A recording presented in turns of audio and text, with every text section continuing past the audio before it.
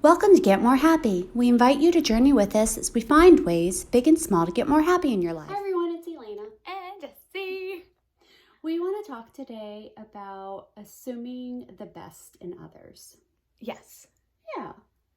So, we've been talking recently about like when we have differing viewpoints with our friends or strangers or whatever.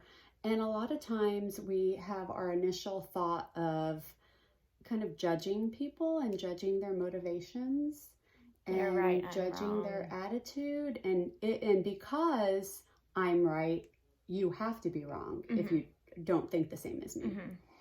And so maybe instead of us just jumping to assuming the worst of people, what would life be like if we assumed the best about people? You know, when you said that, I felt like we were in a TV show and there was like a cloud bubble above our heads, and then we went into like the new universe. Oh, nice. That's what it felt like. Well, let's do it. Let's just go into the new universe. So, Jessie and I were talking about this earlier, and I was saying one time the kids were little, like not little, but like maybe middle schoolish. Yeah, elementary, middle school. And we went to Baskin Robbins, and we were the only people in the restaurant. Is it a restaurant? In the ice cream parlor. There you go. And what had happened was we walk in, and this woman was obviously not having us. She was very curt. She was very unhappy. Yeah. Exactly. And so we went up, and the kids ordered their ice cream, and I ordered my ice cream. I ordered mint chocolate chip, and I was like, I'll have a small cup of mint chocolate chip. And she goes, what flavor? And I was like, aren't you absurd? A mint chocolate Yeah. chip.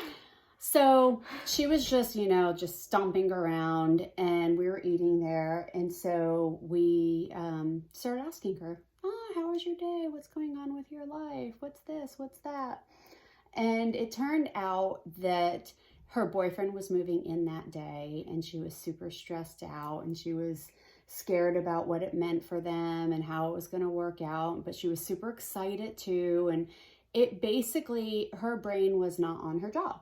Yeah. Which is totally fine. Yeah. When you work in an ice cream parlor, not necessarily every job. No, I would maybe feel a little uncomfortable if like a brain surgeon was. But the point of the matter is, I could have at the very beginning, when she was rude and abrupt, just assumed something about her. Written it off as she's Well, not obviously, yeah, exactly, right? And instead, I took the time to talk to her and to figure out what her motivations were. And the kids laugh at me because I do this with our waiters. Well, we don't laugh at you because I think we've adopted it too. You guys have, definitely. Absolutely. You meet somebody in there. It's usually customer service type positions, because those are hard. And so you meet someone in a customer service position and they're having a crappy day. And so I think all challenge ourselves. I'm going to start talking to them. I'm going to make them have a great day. That's right. One example that comes to my mind is the woman who worked the counter at the dining hall. She swiped the cards. And we met her like when we toured my campus A year earlier. forever ago. Yeah. And we met her and we walked in and started asking questions, and she's just a very what's the word I'm looking for? Her face, not animated. An unanimated person. And I ended up going to, it was at Texas State. I ended up going to the school, and I ended up continuing to go to the dining hall for the next 4 years. And it was really funny because every day she seemed kind of unanimated, uninterested.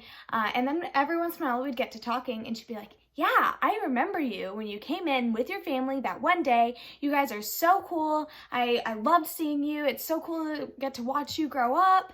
And, I ended up like being able to say goodbye to her at graduation. And it was kind of a really cool moment. I had a guy in one of my classes that stood in the back, one of my water aerobics classes, and he stood in the back, and I swear the entire time his face was this. Like Becca. Becca makes that face because that's like her resting face, and we just all think it's funny. Yeah. And then she smiles all the Yeah. time. She's delightful. Yeah. So they get to see her on TikTok. If you haven't, then you should. Which I'm sure half of the time the video probably freezes on her face like this. So this guy was in my class, and you know, I make it a point to try to engage most of them. Some of them I try and they don't seem to want to be engaged, so I kind of back off a little and, you know, kind of gauge it. Gauge. Anyway, so one day he comes up to me and he goes, "This will be my last class." And I was like, "Oh, okay."